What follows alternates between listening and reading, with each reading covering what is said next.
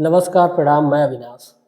वारदात तक के एक नए एपिसोड में आज जिस सच्ची घटना के साथ आप लोगों के बीच में आया हूँ, ये सच्ची घटना छत्तीसगढ़ की है।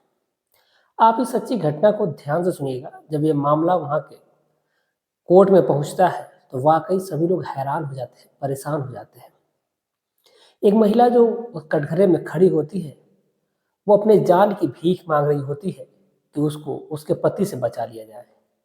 दरअसल जो उसका पति होता है वो एक ऐसा घिनौना काम करता है जिसकी वजह से वो महिला परेशान हो जाती है। अगर कोई डरेगा भी तो मान लीजिए बाहरी व्यक्ति से डरेगा, लेकिन एक महिला जिसके साथ उसने जीने मरने की कस्में खाई है, उसी आदमी से वो महिला डरती है और कोर्ट से, जज साहिबा के सामने अपनी जान की भीख मांगती है कि उसको उसके पति से बचा लिया जाए। वो उसके साथ जिस प्रकार से संबंध बनाता है, उससे उसकी जान जा सकती है। तो वाकई आज की जो सच्ची घटना है, आखिर क्या हुआ था, कैसे हुआ था और क्यों वो महिला अपनी जान की भीख मांग रही है।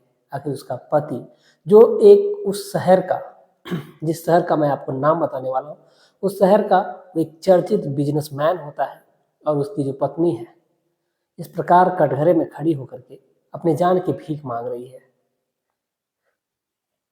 तो चलिए कहानी को शुरू करते हैं। और कहानी शुरू करूं उससे पहले आप सभी जितने भी हमारे प्यारे भाई बहन चैनल पर नए आए हुए हैं, उनसे विनती है, गुजारिश है कि चैनल को सब्सक्राइब करें, वारदात तक परिवार का हिस्सा बने, क्योंकि आप लोगों के प्यार और सपोर्ट की बदौलत ही ये परिवार जो है वो आगे बढ़ पाएगा। आप लोगों के आशीर्वाद की बदौलत है।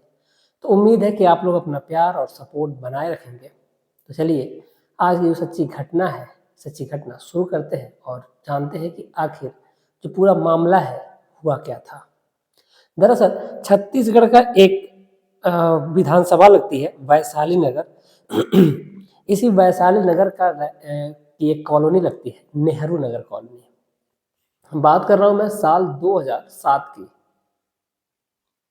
साल 2007 में इस परिवार में माफी चाहते हैं, इस कॉलोनी में एक शादी होती है। और शादी जो होती है वो बेहद एक बिजनेसमैन, चर्चित बिजनेसमैन होते हैं जिनका नाम होता है निमेश अग्रवाल। निमेश अग्रवाल से एक महिला होती है जिसका नाम होता है रश्मि। रश्मि से उसकी शादी होती है। महिला आती है घर में, यानी कि जो रश्मि है अपने परिवार में जब आती है अपने पति के साथ लाखों अरमान सजाई होती है। लेकिन जब यहाँ पर पहुँचती है तो वहाँ पर जो मामला था वो तो कुछ और ही था। वो अपने पति से जीने मरने की कस्में खाई जाती है, उसके साथ साथ फेरे ली जाती है। और जब घर पहुँचती है तो जो उसका पति है पहले दिन तो उसे बहुत अच्छे तरीके से ट्रीट करता है, उसके साथ अच्छे तरीके से व्यवहार करता है। लेकिन धीरे धीरे जैसे जैसे पुरानी होती जाती है वो, और जैसे जैसे इन दोनों का जो रिश्ता है वो पुराना होता जाता है, वैसे वैसे ही इन दोनों के बीच में दूरियां बढ़ती जाती हैं। दरअसल जो निमेश अग्रवाल होता है एक बिजनेसमैन है। जब वो पूरे दिन अब अपने काम पे रहता था, जॉब करता था, जो भी उसका बिजनेस था अपने बिजनेस में लगा रहता था। जब वो घर आता था तो पूरे दिन में वो एक ये भी अपना थॉट रख लेता था कि माफी चाहते हैं कि वो एक ऐसा थॉट रखता था कि आज वो जाएगा घर तो अपनी पत्नी के साथ शारीरिक संबंध कैसे बनाएगा। ये बेहद रोचक बात है, बेहद सोचने वाली बात है कि एक बिजनेसमैन जो इस प्रकार की सोच रखता है काफी निंदनीय है। अब जो निमेश अग्रवाल है प्रतिदिन आता घर पे, और जो महिला है उस महिला के साथ अलग अलग तरीके से संबंध बनाता, अलग अलग तरीके से उसके साथ व्यवहार करता, जिस वजह से जो महिला है वो परेशान हो जाती कि आखिर वो करे भी तो क्या करे। जब तक उसके अंदर क्षमता थी तब तक वो बर्दाश्त करती है, लेकिन जब वो बर्दाश्त नहीं कर पाती है तो वो परेशान हो जाती है, हैरान हो जाती है कि आखिर वो करे भी तो क्या करे। वक्त गुजरता रहता है। जो महिला है यानी कि जो रश्मि है, जो उस घर की बहू है, वो अपने सास ससुर से इस बात को बताती है, इस बात का जिक्र करती है कि उसका जो पति है उसके साथ इस प्रकार का व्यवहार करता है, उसके साथ बहुत गलत तरीके से संबंध बनाता है, गलत तरीके से उसके साथ पेश आता है। अब जो महिला होती है यानी कि जो रश्मि है, उसके जो सास ससुर है उसको डांट लगाते हैं, कहते हैं कि तुम बहुत ज़्यादा अपने मन की हो गई हो, तुम यहाँ पर रहना नहीं चाहती हो, तो मेरे बेटे पे लांछन लगा रही हो। तुम्हें अगर कोई और नहीं अगर मिला लांछन लगाने के लिए, तो तुम इस प्रकार का लांछन तो ना ही लगाओ। और जो महिला है बार बार भी गिड़गिड़ा रही है अपने सास ससुर से, और जब भी वो रात होती थी दिन तो उसका कैसे भी कट जाता था, लेकिन रात जो थी उसकी पहाड़ हो जाती थी। उसकी रात कितनी ज़्यादा लंबी होती थी उसके लिए खुद इस बात का अंदाज़ा लगाना बड़ा मुश्किल होता था। जो महिला होती है, माफ़ी चाहते हैं बार बार थोड़ा सा गला फंस रहा है क्योंकि गले में प्रॉब्लम हो गई इस वजह से, मैं माफ़ी चाहता हूँ इसके लिए। जो महिला होती है, महिला आखिर बर्दाश्त करने की जब सीमा उसकी टूट जाती है तो फिर वो मायके जाती है। जब अपने मायके पहुंचती है तो वहाँ पर भी अब बात ये अपनी माँ से कहती है। जब माँ ये बात जानती है तो अब वो तुरंत उसके जो परिवार वाले हैं यानी कि अपनी समधी से इस बात की जिक्र करती है कि आप अपने बेटे को समझाइए। लेकिन जो परिवार के लोग होते हैं यानी जो निमेश अग्रवाल के माता पिता होते हैं, वो अपने बेटे को समझाने की बजाय उस महिला यानी अपनी बहू की माँ को वो डांट लगा देते हैं कि ऐसा नहीं हो सकता।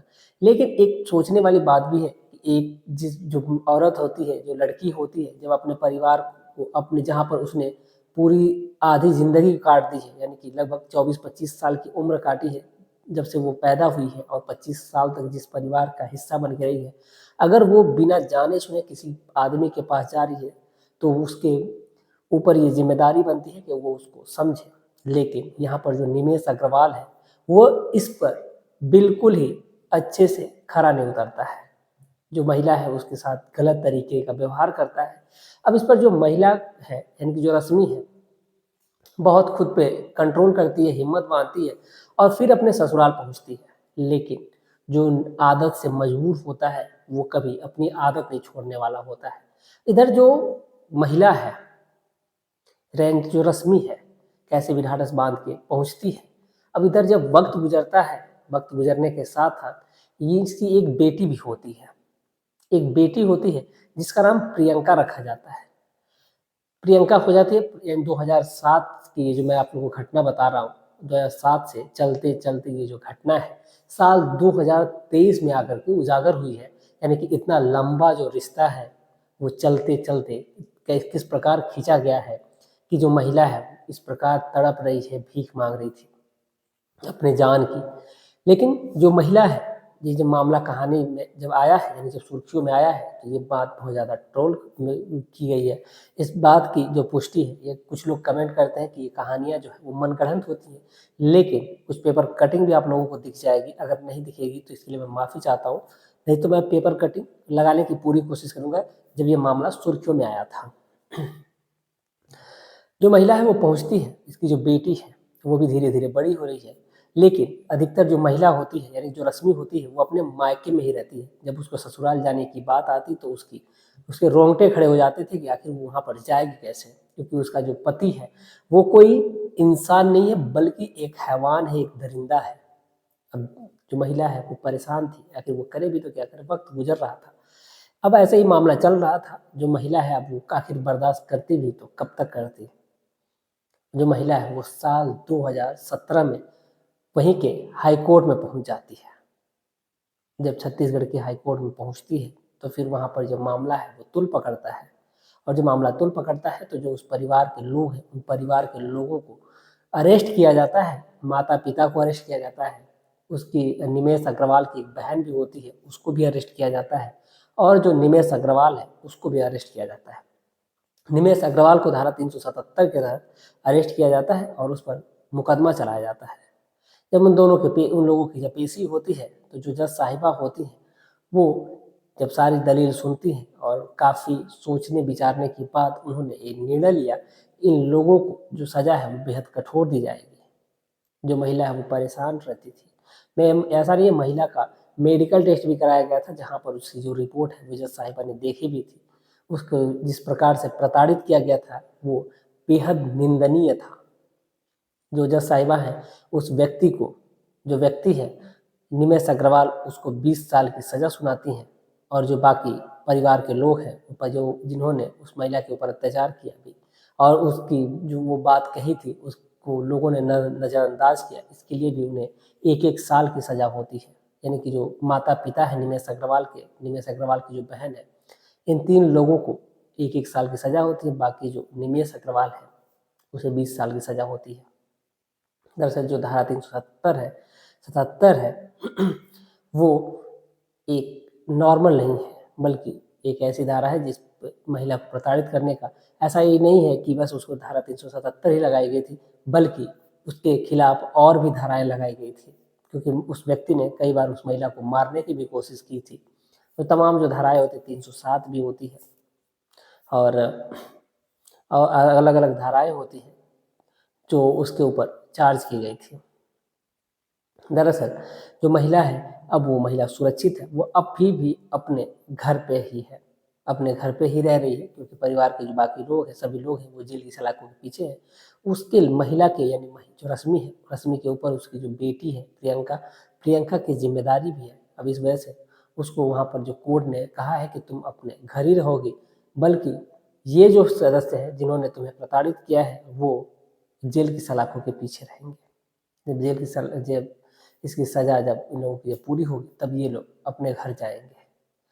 जो मैंने आप लोगों को बताया कि जो दलील जो कोर्ट में जो वो केस फाइल हुआ था वो 2017 में, तो आप लोगों को पता ही है कि ये केस कितना लंबा खींचता है, किसी भी कोर्ट का हो तो ऐसे ही खींचते खींचते ये जो केस है वो इसका निर्णय साल 2023 में आया है। और ये साल 2023 में जब निर्णय आया है तो उस महिला के चेहरे पर काफ़ी खुशियाँ थी और वो जो महिला थी वो बेहद खुश थी। दरअसल इस पूरे घटनाक्रम को सुनाने का उद्देश्य किसी की भावनाओं को ठेस पहुंचाना नहीं है, बल्कि आपको जागरूक करना है और सचेत करना है। आप जहां भी रहें स्वस्थ रहें, सुरक्षित रहें। कुछ हमारे दोस्त हैं जिन लोगों ने कमेंट करा है, मैं उनके नाम भी लेना चाहूँगा। प्रदीप यादव जी हैं, राम निवास जी हैं, चंपा देवी जी हैं, विनय कुमार जी हैं, राघवेंद्र यादव जी हैं।